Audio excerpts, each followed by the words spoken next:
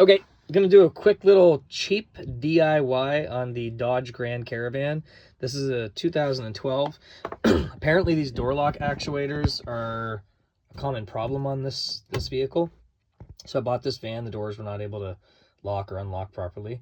And did a little bit of research and found out that you can just use these aftermarket door lock actuators.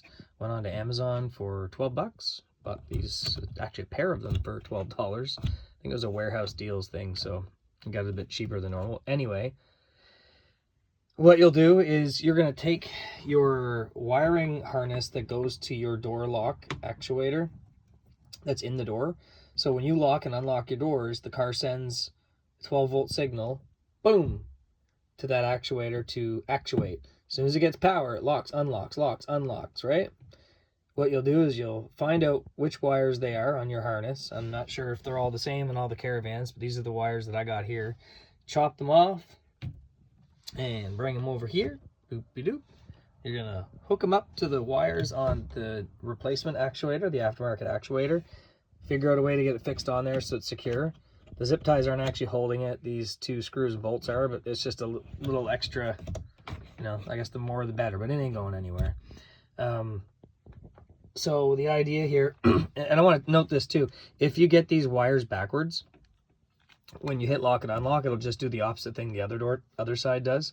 So make sure when you hook them up, you just twist the wires together, give it a lock, give it an unlock, make sure it's going the direction you want it to go. If not, switch them around, because it will work both ways.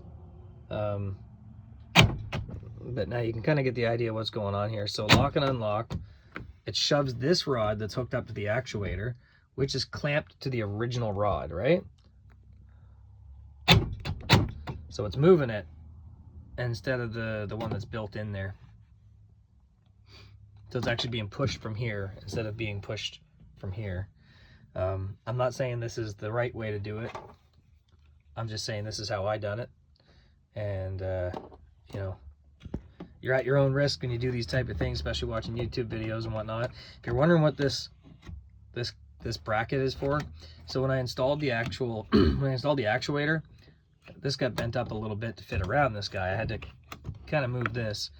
In doing so, when I put the plastic panel back on, the panel wasn't fitting right. So, you know, the panel was pinching this like that against the actuator. It still moved, but not freely.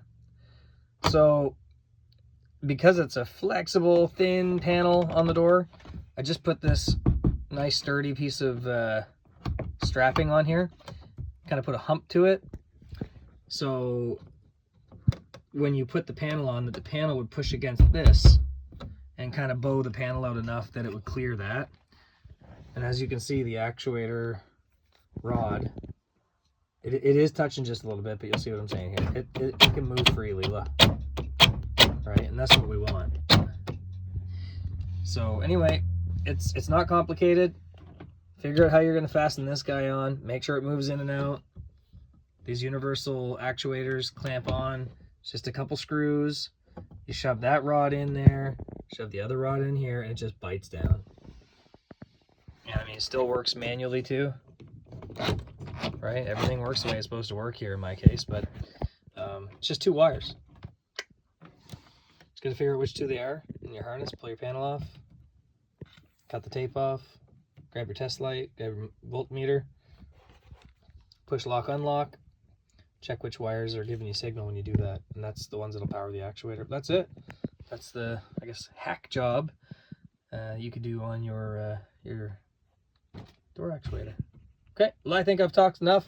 Hope this helps somebody else the way that it helped me.